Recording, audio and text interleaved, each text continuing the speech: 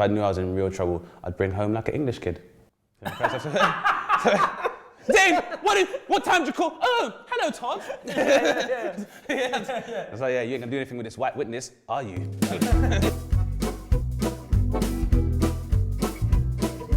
Okay. Home decoration. What decoration? My mum has so many like plastic plants everywhere. A giant blown up Rolex watch that was a on real the wall, one or just the picture? and then it served as a wall clock. When we were getting rid of them, my mum took the plastic plants and put them in our front garden. So I had some of my friends saying to me, "Oh, Lakshmi, you know, I've just seen you've got some new plants in your garden. They're plastic, aren't they?" And I'm just so embarrassed. I'm like, "Yeah, How can why they did you be put them in the natural?" garden?" Covering furniture in plastic. This was horrendous in my house. My parents bought this really nice mahogany dining room table. Yeah. It was beautiful. It was so nice. And I'm thinking about it. The first thing my dad did was get this sheet of plastic and put it over, and then like a doily, and then another doily. My mum likes to put like everything in a plastic bag and then wrapped in another plastic bag in case it leaks. Oh my God, I do that. I had chicken pox and I had to go to school. It was like, I was like, Mum, I'm going to infect everyone. Forget everything else. Like my dad was like, education is the most important thing that could ever happen to your life. And I remember having that conversation with me like, what about happiness, Daddy? He was like, They say, oh, you're not in the top set, then you're in the bottom set then. Yeah, that's But there's 5 sets. Are you in the top set? No, then you're in the bottom set. Yeah, exactly. That's the end of that conversation. And it was always like the person who was like top of the class. So there's like this kid at primary school called Stuart Appleby. So he was like my nemesis. I still like Facebook him and be like, what's Stuart Appleby doing now? See, I had the same thing with a guy called Harry Slater. So my parents would be like, oh yeah, I bet you Harry Slater did really well. I was like, yeah, but I did all right as well. I did okay as well. Yeah, but Harry Slater. It's like, do you want Harry Slater to be your son? it doesn't matter what you do, money. it's just that you have to be really successful at it. You have to be the best at whatever you do. Exactly. If you want to be a sex worker, you have to be the best sex worker ever. Okay, wait. Please don't. My parents not thinking of that.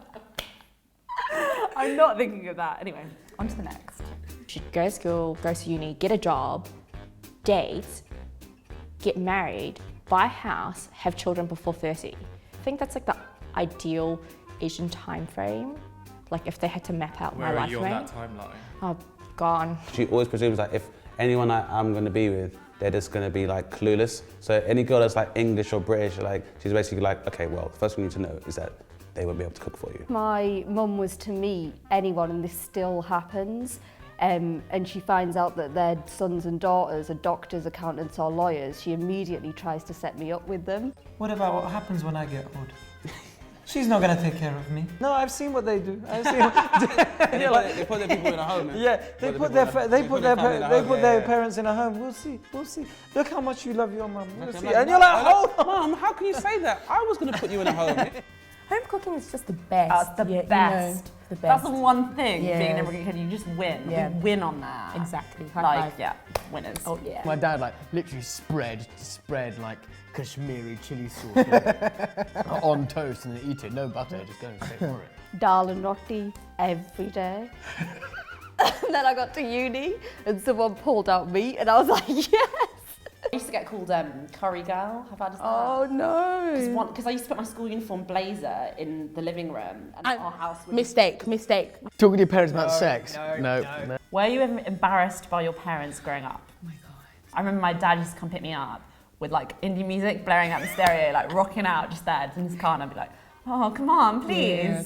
And the thing is, my parents were really strict, so every time I wanted to hang out with my friends, they'll be like, come to our house. But I'd be like, I don't want them to meet you. And my mum would always try and feed them. Oh yeah, mine too. Like overfeed them. I think a lot of the things that you find embarrassing when you're a kid, growing up with your parents, I think later on you become proud of them. Because at the start, when people used to be like, but where are you from? I'd always be like, oh, for fuck's sake, again, like really? But now I'm like, hey, this is a conversation starter. For example, even your parents speaking with an accent, at that point in time, you're like, oh, what is man? They can't even say like. No, but that's We'll get your plurals and your singulars right. Like, what's a sweets then? It's not a sweets, it's a sweets. Yeah. What are you grateful to your parents for?